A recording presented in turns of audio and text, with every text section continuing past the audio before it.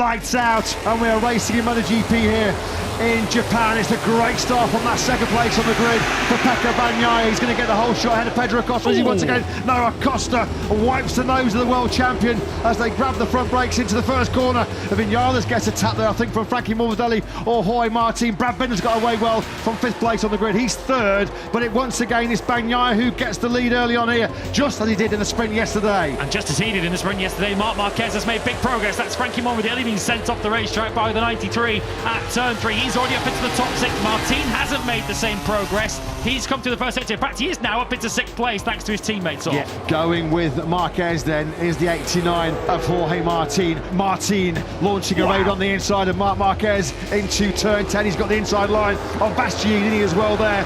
Martin in a Marquez beat sandwich now as they power out of turn 10. This has been an awesome first lap for the World Championship leader, 11th to 4th. And Binder, and that's Miller actually now coming through on Marc Marquez. Jack Miller came from 14th on the grid, and he's now up into the top 6. What a start for the Aussie. Marquez working his way back through on the fast starting Aussie Miller. That's lovely on that change of direction. Set it up going through the 4th gear, turn 6. Hooked the inside line going through turn 7.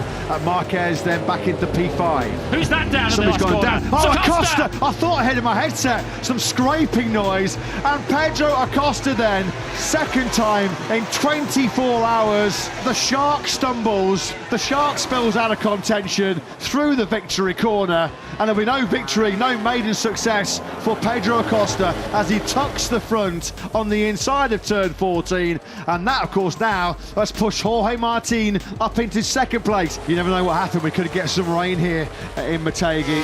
You don't see too many front end washouts going through that final corner.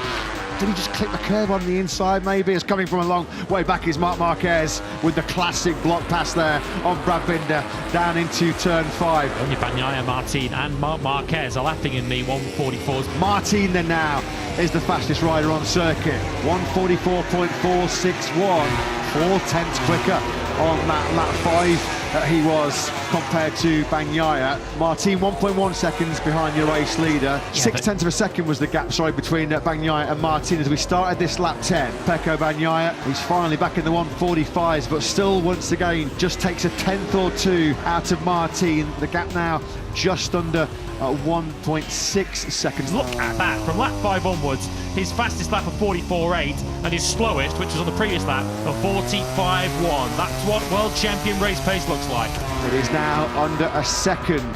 3 and a little bit more laps remaining, and Jorge Martin's eyes are lighting up, aren't they, under that dark visor as he charges down the hill into the 90-degree corner. The victory corner coming up shortly. Is there an unlikely victory beckoning here for the Martinator? Plus 0.889. Yeah, on the dashboard goes the message. Bagnaia does respond as we thought he might. As that gap came under a second, Bagnaia said, okay, that's close enough for me. I'm going to speed up a bit again.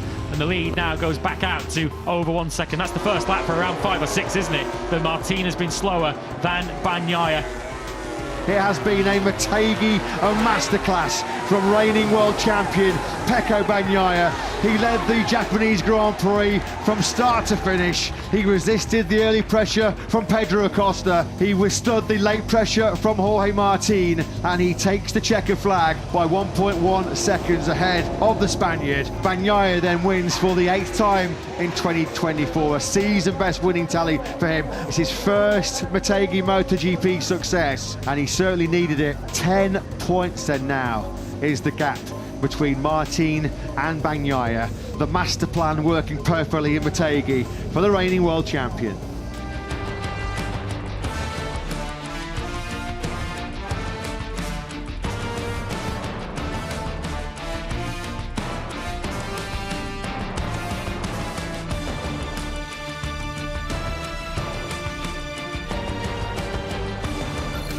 If you can't get enough MotoGP, click here to subscribe.